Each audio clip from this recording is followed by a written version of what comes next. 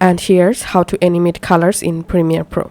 This is my image background and this is my text layer. Now I'm just pressing Ctrl C to copy this text, and here I'm pasting the text 2 times, and then I'm just adding my text here just like this, and now I'm increasing my background length, and here we can see my 3 text layer.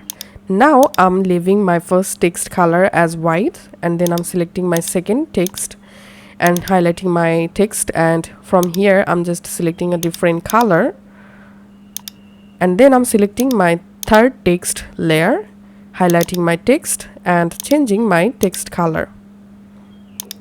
And now if I play this timeline, as you can see, my first text is white, my second text is green, and my last text is red. Now I have to add a transition. So hover over on between these 2 text layer and just click on apply default transition. That's how you have to add transitions. And now if I play my timeline, as you can see, a very basic, beautiful color animations.